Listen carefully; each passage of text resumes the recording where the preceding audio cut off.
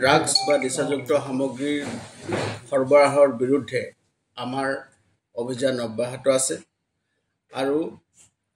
এই অভিযান কাছাৰ জিলাৰ ট্ৰেনজিট পইণ্ট হিচাপে যিবিলাক সৰবৰাহকাৰী অবৈধ সৰবৰাহকাৰী ব্যৱহাৰ কৰি আছে তেওঁলোকক আমি একেৰাহে আমি ধৰিবৰ কাৰণে আমি সদায় চেষ্টা কৰি আছোঁ আৰু অসমৰ মাননীয় মুখ্যমন্ত্ৰী ডাঙৰীয়াই ৰাজ্যখনক সম্পূৰ্ণৰূপে ড্ৰাগছ মুক্ত কৰাৰ যি তেওঁ অভিযান সেই অভিযানৰ অংশস্বৰূপে যোৱা পুৱতি নিশা আমি এটা বিশেষ অভিযান চলাইছিলোঁ সমগ্ৰ জিলাখনতে আৰু জিলাখনৰ 4টা ঠাইত আমাৰ এই এটা বিশেষ অভিযান চলিছে। প্ৰথমটো অভিযান আমাৰ ঢলাই অঞ্চলত হৈছিলে, দ্বিতীয়টো অভিযান আমাৰ গুমৰাহত হৈছিলে আৰু তৃতীয় আৰু চতুৰ্থ অভিযান আমাৰ সদৰ থানাৰ এলেকাত এই অভিযান চলিছিলে আৰু গোটেই অভিযান কালত আমি 416 গ্ৰাম 416 গ্ৰাম আমি সাসপেক্টেড টু বি হিৰোইন আমি জব্দ কৰিবলৈ সক্ষম হৈছোঁ আৰু এই গোটেইকেইটা অভিযানত আমি কেইবাজন ব্যক্তি আমি প্ৰায় 9 গৰাকী ব্যক্তি আমি অবৈধ ড্ৰাগছৰ সৰবৰাহকাৰী আমি ধৰিবলৈ সক্ষম হ'লোঁ।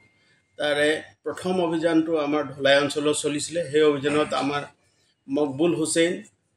আৰু জামালুদ্দিন বুলি দুজন ব্যক্তি আমি সোনাই অঞ্চলৰ ব্যক্তি তেওঁলোকক আমি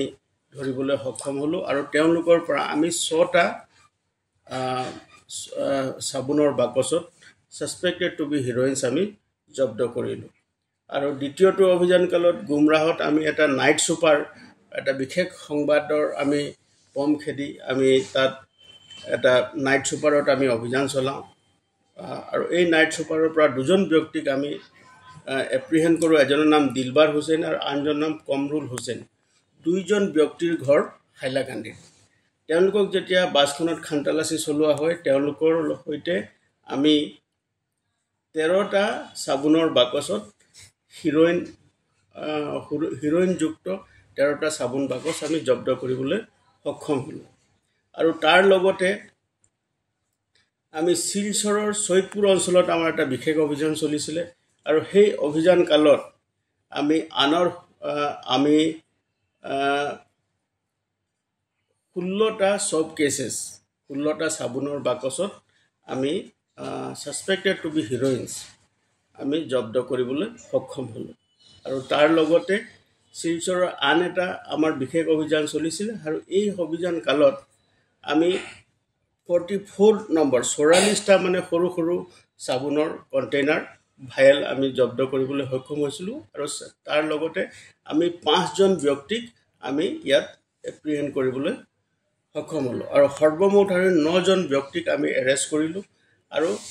যিখিনি পৰিমাণৰ আমি ড্ৰাগছ আমি জব্দ কৰিবলৈ সক্ষম হ'লোঁ তাৰ পৰিমাণ হ'ল 416 গ্ৰাম ড্ৰাগছ আৰু তাৰ আনুমানিক যি বজাৰ মূল্য চোৰাং বজাৰত যি বজাৰ মূল্য হ'ব ই প্ৰায় 2 কোটি টকা আৰু গোটেই সামগ্ৰীখিনি আমি আমাৰ যি নিয়মানুসাৰে যিখিনি আমি তাক সিজ কৰিব লাগে সেইখিনি আমি জব্দ কৰিছোঁ আৰু তাৰ লগতে তাৰ প্ৰাৰম্ভিক পৰীক্ষাত দেখা গৈছে আমাৰ যিটো ড্ৰাগ ডিটেকশ্যন কিটত যেতিয়া আমি পৰীক্ষা কৰিছোঁ আৰু সেইটো হিৰোইন বুলি তাত আমি পৰীক্ষা মানে পজিটিভ ফলাফল আমি লাভ কৰিছোঁ। গতিকে আমি তাৰ পৰৱৰ্তী কালত যিখিনি অনুসন্ধান কৰিব লাগে তাৰ কাৰণে আমি তৎপৰ হৈ আছোঁ আৰু প্ৰাৰম্ভিক যি আমাৰ তদন্ত চলিছে আৰু প্ৰাৰম্ভিক তদন্ত কালত দেখা গৈছে যে এই সামগ্ৰীখিনি চুবুৰীয়া ৰাজ্যৰ পৰা আমাৰ ইয়াত লোকেল কনজাম্পশ্যনৰ কাৰণে আহিছিলে আৰু স্থানীয় মানুহে এই সীমামূৰীয়া অঞ্চলত তেওঁলোকে এই যি সামগ্ৰী আছে সেইবিলাকক বিক্ৰী কৰাৰ তেওঁলোকে যোজা চলাইছিলে। গতিকে এই অভিযান কালত আমি গোটেই কেইজন ব্যক্তিক 9জন ব্যক্তিকটো আমি বৰ্তমান কাষ্টডিত ৰাখিছোঁ, তেওঁলোক সোধপোছ কৰি আছোঁ আৰু তেওঁলোকৰ পৰা অধিক তথ্য লাভৰ কাৰণে আমি তৎপৰ হৈ আছোঁ আৰু ঘটনা এই যি আমি অভিযান আমাৰ যি চলি আছে এই অভিযান কালত যিবিলাক তথ্য আমি লাভ কৰিছোঁ আমি চুবুৰীয়া ৰাজ্যৰ লগতো আমি যোগাযোগত আছোঁ যে তেওঁলোকৰ লগত সম্পৰ্কত থকা আন যি ব্যক্তি আছে তেওঁলোককো যাতে আমি শীঘ্ৰে কৰায়ত্ব কৰি